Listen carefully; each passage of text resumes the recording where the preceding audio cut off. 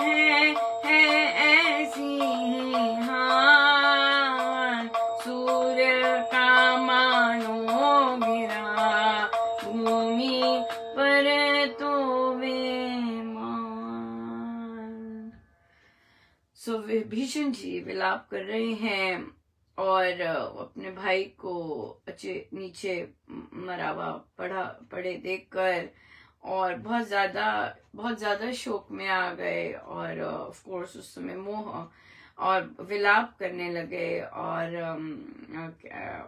उनके गुणगान करने लगे रावण के कि तुम इतने पराक्रमी थे, चतुर थे और जगत में कितने विख्यात थे, कितने नीति निपुण थे, प्रवीण थे, बली थे, वीर थे, मेरे भाई थे और कहाँ लेटे पड़े हो आज। और कैसे कैसी तुम्हारी भुजाएं थी और कैसे आज तुम मिट्टी में इस तरह से सिर से मुकुट उतरा हुआ है, इस तरह लेटे पड़े हो। और फिर तुम्हारे ये दो नयन कैसे फीके से हैं जो कि कमल समान थे और कैसे सिर सूना हुआ है और कैसे शस्त्र में श्रेष्ठतर और सब कुछ कैसे कैसे ऐसे लग रहा है सब कुछ अनाथ हो गया, कलह धर्म की मिट गई, पराक्रम ऐसे अब इस तरह से विलाप कर रहे हैं और विभीषण जी या भाई है। सो बहुत बहुत बहुत स्ट्रेंज और इवेंटफुल दिन रहा, पर वैसे ठीक था। कोई बैठक नहीं होती पर आज बहुत विशेष हुआ, बड़ा नॉर्मल सा था सब सत्संग। आई थिंक सत्संग हाँ, सुबह आपकी शाम की टॉक के बाद बहुत आराम से मैं गई, अपना काम काज कर रही थी और ना जाने क्या हुआ कहाँ से ये एनर्जी आई और दे तरह की महाराज ने लिखना आरंभ करवाया और कई चीजें मेरे बस में ही नहीं थी आई गेस, क्योंकि कुछ था ही नहीं, एजेंडा ही नहीं था कुछ पर गुरुजनों का क्या एजेंडा होता है और कहाँ क्या चल रहा होता है ये गुरुजन जानते हैं। और फिर महाराज ने लिखवाना शुरू किया, पर मैं पढ़ती गई, बहुत मुझे बड़ा अच्छा लिखवाया था क्योंकि खुद से तो वैसे लिखा नहीं जाता और जब आप देखते हैं कि वाओ क्या लिखवाया है you know? So वो बहुत सुंदर था या सो लिखवाते हैं क्योंकि मैं जो होती हूँ मेरा अपना निजी चीज तो ये होती है कि ठीक है भाई, आप लोग जो भी जिसने किया होता है वहां पर कर्मों ने तो अपना देना ही देना होता है, राइट। कर्मों ने पर गुरुजन क्या चाहते हैं, गुरुजन और कोई फर्क पड़े ना पड़े पर गुरुजन है, इसलिए वो जैसे भी चाहें, जैसे उनको पसंद आए, जैसे वो सब चलाना चाहें, रेडी है रेडी होते हैं या सो बहुत सुंदर प्रश्न आए। अब मुझे अगर हमने ले लिए हैं ये प्रश्न तो मुझे बिल्कुल ध्यान नहीं है, पर लेते हैं। पहला प्रश्न आया कि अनुपमा ऐसे शुरू हुआ और फिर आप देखते हैं कि मैं उसकी कैसे वो उसका क्या कहते हैं हर चीज का सेपरेट आउट कैसे होता है।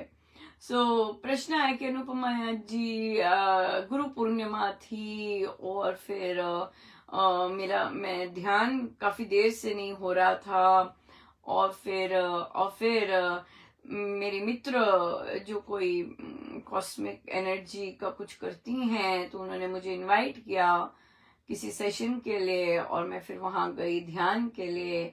मेरा ध्यान बहुत अच्छा लगा वहां पर और फिर और आगे जैसे भी उनको अनुभव हुए, मैंने कहा चलो यही लेते हैं, एक सेंटेंस हुआ, राइट।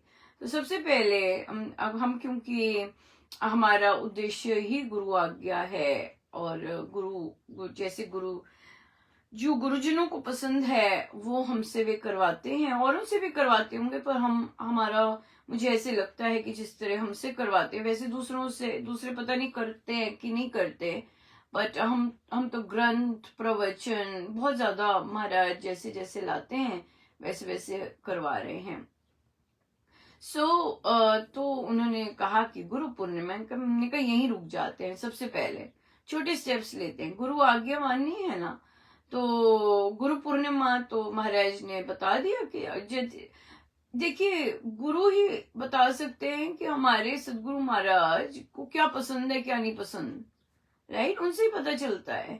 और तो फिर महाराज ने जब बताया है कि स्वामी जी महाराज को गुरु पूर्णिमा कहना नहीं पसंद था, व्यास पूर्णिमा कहना पसंद था, तो हम व्यास पूर्णिमा कहेंगे, है कि नहीं। बिल्कुल शब्दावली में बदलाव, जैसे महाराज श्री ने हमें सिखाया कि राम शरणम कुछ नहीं है, शरणम कुछ नहीं है, आश्रम कुछ नहीं है, श्री राम शरणम है, तो हम सब ने श्री राम शरणम बोला। क्यों? क्योंकि गुरु रीझे रब रीझे, सिंपल फॉर्मूला, राइट। सो अब अगर हमारे महाराज को गुरु पूर्णिमा पसंद नहीं है, व्यास पूर्णिमा सुनना पसंद है कि हम व्यास पूर्णिमा आ रही है, व्यास पूर्णिमा है, व्यास पूर्णिमा का जाप, तो हम व्यास पूर्णिमा हर जगह, हमारी तरफ से हर जगह व्यास पूर्णिमा व्यास पूर्णिमा व्यास पूर्णिमा, राइट। सो इसलिए हमने कहा पहले यहाँ से शुरू करते हैं, ये शब्दावली बदलते हैं और फिर व्यास पूर्णिमा बोलना शुरू करते हैं। दूसरे लोग गुरु पूर्णिमा बोले, हमारे गुरु को जो पसंद है हम वही बोले। उसके बाद फिर उन्होंने कहा मेरा ध्यान नहीं बहुत दिनों से लग रहा था। तो उस बैठक में सबको बोला कि अगर आप दीक्षित साधक हैं तो आपने दीक्षा के समय प्रॉमिस किया है आप 2 टाइम ध्यान पे बैठेंगे, और ये हम सबको बैठना है, ये अनिवार्य है। अब ये नहीं कह सकते मेरा ध्यान पे मैं नहीं लगा, मेरे पास समय नहीं मिला। आप साधना के लिए ये सब नहीं बोल सकते शब्द, समय नहीं मिला, क्योंकि स्वामी जी महाराज की सोच के अनुसार जो ऐसा कहता है मुझे समय नहीं मिला, तो वो कुछ पाने के हकदार नहीं है। बहुत क्लियर है स्वामी जी महाराज के कॉन्सेप्ट्स, उनके शब्द हैं, वे अधिकारी नहीं है। जो ऐसा बोलता है मुझे समय नहीं मिला, ये नहीं समय मिला, वो नहीं समय मिला, वो अधिकारी नहीं है। तो इसलिए संसार में सारे काम कर रहे होते हैं अपने गुरु आज्ञा मानने के लिए, गुरु का जो आदेश है वहां पे अगर हम समय नहीं मिला बोलते हैं तो फिर it is a no deal, it is a no deal. So दीक्षा का मतलब ही ये है, जैसे आपने कहा मैं वैसे चलूंगा या चलूंगी, तो समय नहीं मिला, नहीं, ये नहीं बोल सकते, ये नहीं बोल सकते। परिस्थिति हमें खुद बनानी होती है, और अगर हम नहीं बैठे तो यहाँ पे हमारा ही कुछ गड़बड़ है। तीसरी बात कि ध्यान नहीं लगा, अगर ध्यान नहीं लग रहा इसका मतलब जाप अच्छा नहीं हो रहा। नहीं अनुपमा, जाप तो मैं अच्छा कर, जाप तो मेरा चल रहा, नहीं, ये स्ट्रेट फॉर्मूलाज हैं, ये नहीं, ये ऐसे नहीं है, ये बिल्कुल स्पष्ट बातें हैं। ये अगर क्लियर इंडिकेशन है, अगर आपका ध्यान नहीं लग रहा इसका मतलब आपका जाप नहीं सही हुआ, और अधिकतम लोगों का जाप सही नहीं होता है, तभी ध्यान उनका नहीं लगता है, वो सही विधि से जाप नहीं करते हैं।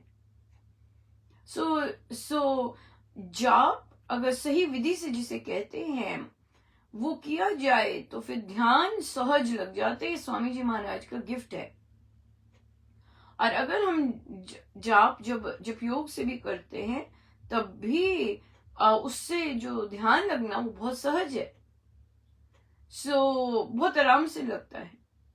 लेकिन क्योंकि हमारा जाप सही नहीं होता, और इसके कारण सही जाप होने का क्या मतलब है कि पहले तो हम राम नाम ले रहे हैं, दूसरा हमारे मन में प्रभु के गुण चलते जा रहे हैं, हाँ, कि परमेश्वर मेरे सर्वशक्तिमान है, परमेश्वर मेरे अंग संग है, मुझ पर अनंत कृपा बरसती जा रही है इस नाम से, राइट। तो ये जो परमेश्वर के गुण हैं, उनकी कृपाएं हैं, और वो जाप करते हुए अगर हम कर रहे हैं तो वो रिच सही ढंग का जाप हुआ, राइट। लेकिन अगर हम जाप कर रहे हैं पर हमारा मन लगा नहीं लगा, टूटा, ऐसा हुआ वैसा हुआ, तो फिर तो इसलिए ध्यान नहीं लगा, clear, very very clear, be very clear कि मेरा जाप नहीं सही हुआ, ये महाराज ने कहा है। अगर आपका ध्यान अच्छा नहीं लगता, इसका मतलब आपका जाप सिमरन अच्छे से नहीं हुआ है, राइट। सो इसलिए हम इन बातों का ध्यान रखें, और फिर जैसे ही मेरा ध्यान नहीं लगा तो इसका मतलब ओ मेरा जाप सही नहीं हुआ, इसका मतलब मुझे अपना जाप बेटर करना है, मुझे अपने जाप बेटर करना है। चौथी बात कि मैं बाहर गई और फिर वहां से मेरे को एनर्जी हुई और ये हुआ और फिर वैसा हुआ और वैसा हुआ। जा सकते हैं, पर राम नाम लेने वाले हम सब तो यही कहेंगे कि भटक गए, टोटल भटक गए। तभी कहीं और गए कि भाई उनकी मेथोडोलॉजी से और उनके प्रोसेस से आप ध्यान लगाए। तो ध्यान तो बहुत अनिवार्य है, और हम जिस तरह से ध्यान हमें प्रभु और गुरुजनों ने सिखाया है, हम वैसे लगाते हैं।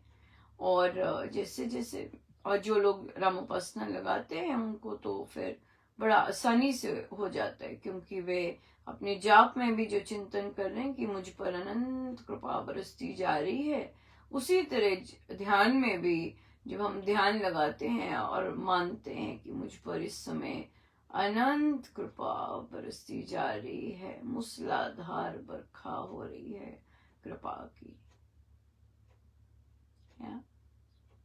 राइट। सो इसलिए ध्यान लगाने के लिए ये बहुत इम्पोर्टेंट है। सो ये हो सकता है ये पहले भी डिस्कस किया, पर अब बिल्कुल साफ सुथरे ढंग से जो प्रश्न आया था वो फिर हमने यहाँ पर लिया। दूसरा प्रश्न था कि अनुपमा वहां टॉक में कई बार आया है कि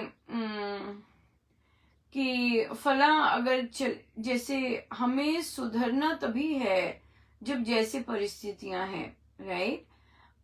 जैसे कि for example very common case, सास और बहू, राइट। और अगर सासू माँ बहुत ज्यादा डिफरेंट पर्सनैलिटी की और बहू को सुनाती रहती हैं, थक कर कई बार बहू सोचती भी है कब अंत होगा कब छुटकारा होगा, हाँ, या फिर ये परिस्थितियां कब ठीक होंगी, क्योंकि ये तो पता लग जाता है कि वे बुजुर्ग हैं, वो तो ठीक होने से रहे।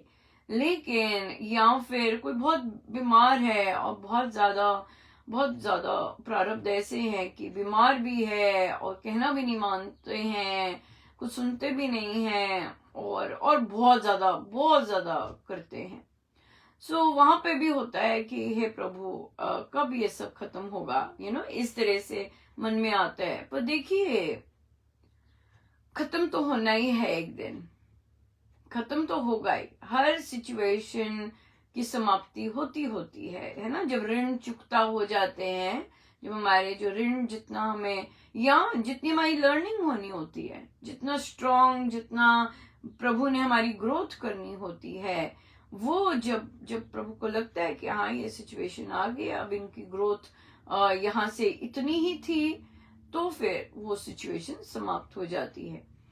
पर हमें नहीं इच्छा करनी चाहिए कि इवन दो बहुत टफ परिस्थितियां होती हैं और आदमी बहुत चीजों से डील कर रहा होता है, और वो भी एक इम्पोर्टेंट होता है कि अगर वो चीज ना हो वहां पर तो कितनी सुख शांति हो, मैं कितना लाइट या कितना डिफरेंट हो। पर यकीन मानिए कि वो अगर परिस्थिति टफ है, वो सारे ऋण चुकता होने बहुत जरूरी हैं।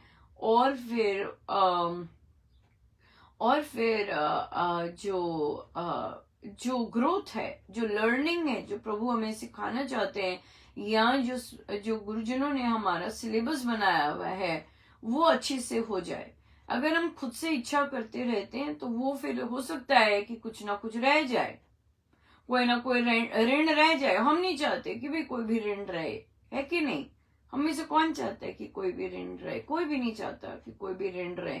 तो इसलिए सब खत्म हो जाए, सब खत्म हो जाए, ऋण जितना भी है, राइट? तो इसलिए फिर ये इच्छा करनी कि भाई ये अगला अगला समाप्त हो जाए, कभी ये सिचुएशन खत्म होगी, कभी ये तो ये नहीं करना। यही करने कि प्रभु बल दे, और जो आप सिखाना चाहते हैं भगवान आप जरूर सिखाइए, मैं रेडी हूँ। ऐसे नहीं कि मैं अनविलिंग नहीं हूँ, मैं विलिंग हूँ प्रभु, सीखने के लिए, ट्रांसफॉर्म होने के लिए, जो ऋण उतारने के लिए, सबके लिए रेडी हूँ। आप लाते जाइए, कोई बात नहीं, जैसी भी सिचुएशन है ना, ये बात है। सो इसलिए ये बहुत इम्पोर्टेंट है कि हमारा कहीं कुछ बीच में ना रह जाए, कहीं कुछ बीच में ना रह जाए। वो प्रोसेस पूरा होने दें, नहीं तो फिर अगले जन्म में आ जाएगा वो थोड़ा सा जो रह गया था, हमने किया तो प्रभु बस बस बस रो रो के। तो इसलिए पर प्रभु कर भी दें, पर हम क्यों कहें उनसे बस बस बस। तो इसलिए होने दे, पूरा ऋण चुकता होगा तो आप देखेंगे ना केवल आपको इतनी शक्ति मिलती है, आपको आनंद, शांति, हल्कापन, बड़ा कुछ मिलता है, बहुत सारा कुछ मिलता है, राइट? सो इसलिए ये चीजें बहुत सुंदर हैं और बहुत थक तो जाता है आदमी, लेकिन प्रभु दया करते हैं और प्रभु सदा संगी होते हैं कि वो अपनी शक्ति देते जाएं। इसलिए परिस्थिति खत्म हो जाए, ये कब जाएंगी वापस, कब इन्होंने गांव जाना है कब ये ऐसा करना खत्म करेंगी, कब ये ऐसा बिहेवियर करना बंद करेंगी, कब ऐसा होगा? नहीं, ये नहीं है। अपने आप को ही स्ट्रांग बनाना है, अपने आप को ही जितना मैं ट्रांसफॉर्म हो सकूं इस सिचुएशन से बिल्कुल हूँ। अगर मुझे स्ट्रांग बनना है, मुझे स्ट्रांग बनना है। अगर मुझे एक्सपेक्टेशन 0 वाला बनना है, बिल्कुल 0 वाला बनना है। अगर मुझे दुख प्रूफ बनना है तो दुख प्रूफ बनना है। सो प्रभु तो इसीलिए वो सिचुएशंस आती हैं ताकि हम स्ट्रांग बन सके और हमें ये सिचुएशंस बॉदर ना करें, बिल्कुल एब्सोल्युटली बिल्कुल बॉदर ना करें। हम करें ये सब चीजें और पर करें प्रैक्टिस। हमारा रामायण जी का पाठ होगा 7 तारीख को, और फिर जप यज्ञ का भी शुभारंभ 7 तारीख को ही होगा, 7 तारीख को ही होगा। बिल्कुल। गुरुजनों का बहुत बहुत धन्यवाद। अनंत बहुत कृपा बरसाते हैं और उनकी लीला ही हर चीज में मंगल ही मंगल हो रहा होता है, जो भी वे करवाएं। पर एक बात है, इस तरह से कई बार पोस्ट बड़े स्ट्रांग होते हैं क्योंकि वो एनर्जी ही बहुत अलग होती है। मुझे पता भी नहीं होता और मैं उस गाड़ी में चढ़ गई होती हूँ मुझे पता भी नहीं होता। पर देखिए बात क्या है कि हम सब अपने आध्यात्मिक केंद्रों से बहुत प्रेम करते हैं। हम सबको अपने गुरुजन बहुत ज्यादा पसंद हैं और उनकी जो शिक्षाएं हैं हमें बहुत पसंद हैं, राइट? सो मेन बात यही आ जाती है, इतने उच्च कोटि के गुरुजन, उनके जो केंद्र भी उतनी ही उच्च कोटि के बने। अगर कोई कहता है कि अच्छा आप होंगे ऊंचे, हम लोग तो अभी नालायक ही हैं, महाराज तो सब पर मेहनत करते हैं ना, पर आप अपने आप को आइडेंटिफाई तो कर लेते हैं कि हम सब नालायक हैं, पर मेहनत नहीं करते। मेहनत मतलब कहना मानना। अगर अपने महाराज ने इतना सुंदर, मुझे वो लगा, महाराज कहते कि अपने आप को प्रभु परखने का बल दीजिए, हम अपने आप को परख सकें। ये रामोपासना का गिफ्ट है कि हम अपने आप को देखने लगते हैं तो अधिकतम समय लोगों को लगता है हम जो कर रहे हैं वो बिल्कुल ठीक है। नहीं, हमने अपने आप को परखा ही नहीं है। चलो इतना परख लिया, हम नालायक हैं, पर मैं आपको गारंटी देती हूँ ये डायलॉग है, ये रियल सेंस में नालायक नहीं मानते। अगर हम रियल सेंस में अपने आप को नालायक मानते हैं ना, तो हम ग्रहणशील हो जाते हैं। तो हम बोलने की बजाय हम सुनते हैं हर जगह से। हम एक बच्चे से सीखेंगे, एक इधर से सीखेंगे, इधर से।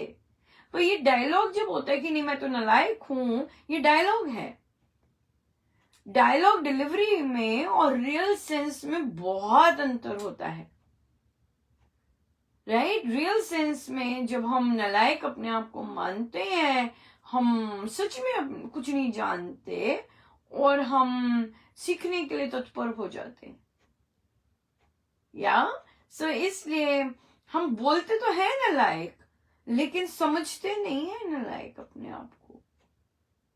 या अगर समझते होते नालायक अपने आप को तो फिर स्टोरी ही अलग होती, वो अलग होती है, वो गली अलग है, वो मार्ग अलग है। जो रियल सेंस में अपने आप को नालायक समझता है वो मेहनत करता है अपने पे, बहुत मेहनत करते हैं अपने पे,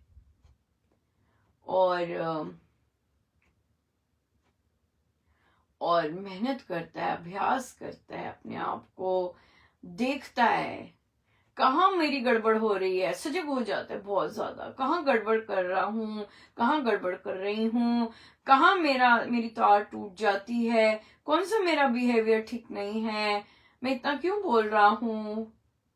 दिखने लग जाता है कि मैं क्यों बोल रहा हूँ, क्या कारण है कि मैं बोल रहा हूँ, क्या कारण है कि मेरा बोलना बंद नहीं हुआ, क्या कारण है, राइट? ये परखना है। महाराज कहते कि अपने आप को परखना is something very precious, very very precious. So Maharaj ने बहुत क्लियरली कहा है 95% ऑफ द लोग, ऑफ पीपल, ऑफ साधक्स कैनॉट डू देयर ओन आत्मनिरीक्षण, खुद को नहीं देख सकते। 95%, huge number, right? Huge number. So जो देख सकता है अपने आप को वो सुधार करेगा अपना, और अपना सुधार करने पर वह बेटर होगा, राइट? बेटर होता चला जाएगा। फिर बोलना, फिर पता है कि नालायक है, फिर रियल सेंस में बनना शुरू हो जाता है कि मुझे सच में कुछ नहीं आता या सच में कुछ नहीं आता, फिर पता ही नहीं, और फिर देवादी देव फिर बहुत बहुत कुछ करते हैं, बहुत कुछ करते हैं।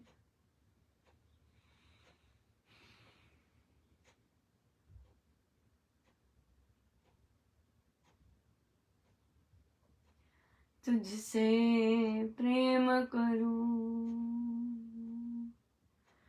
तुझसे प्रेम करूं, तुझसे प्रेम करूं, तेरे प्रेम में डूब जाऊं,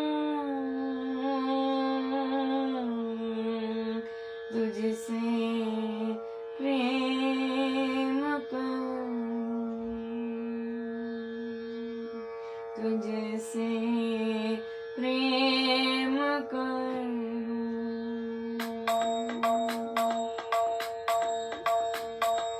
प्रीति करूं तुझसे मेरे राम, प्रीति करूं तुझसे मेरे राम, प्रीति करूं तुझसे मेरे राम, प्रीति करूं तुझसे मेरे राम, दुनिया भूल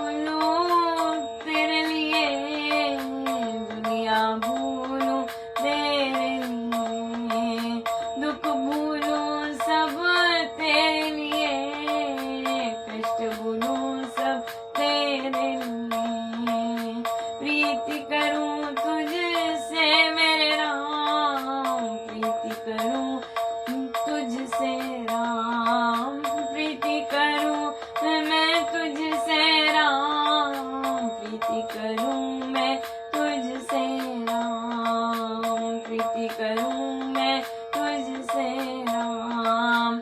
नाम में मैं मस्त रहूं, नाम में मैं मस्त रहूं, नाम में मैं मस्त रहूं, नाम में मैं मस्त रहूं। प्रीति करूं तुझसे मेरे राम, प्रीति करूं मैं तुझसे राम, प्रीति करूं मैं तुझसे राम, प्रीति करूं मैं तुझसे राम। दुख ना फिर लागे दुख रे, कष्ट न लागे कष्ट भी रे, दुख ना लागे दुख भी रे, कष्ट न लागे कष्ट भी रे। प्रीति करूं मैं तुझसे राम, प्रीति करूं मैं तुझसे राम, मेरे राम मेरे राम मेरे राम मेरे राम मेरे राम मेरे राम मेरे राम मेरे राम मेरे राम मेरे राम मेरे राम मेरे राम। प्रीति करूं मैं तुझसे राम, प्रीति करूं मैं तुझसे राम। प्रेम में खो जाऊं मेरे राम, प्रेम में मैं खो जाऊं राम, प्रेम में मैं मस्त रहूं, प्रेम में मैं मस्त रहूं। प्रीति करूं मैं तुझसे राम, प्रीति करूं मैं तुझसे राम। राम नाम में मस्त रहूं, राम नाम में मस्त रहूं। प्रीति करूं मैं तुझसे राम, प्रीति करूं मैं तुझसे राम। मेरे राम मेरे राम मेरे राम मेरे राम मेरे राम मेरे राम मेरे राम मेरे राम। प्रीति करूं मैं तुझसे राम, प्रीति करूं मैं तुझसे राम। प्रीति करूं मैं तुझसे राम, प्रीति करूं मैं तुझसे राम। प्रीति करूं मैं तुझसे राम, प्रीति करूं मैं तुझसे राम। मेरे राम मेरे राम मेरे राम मेरे राम मेरे राम मेरे राम मेरे राम मेरे राम।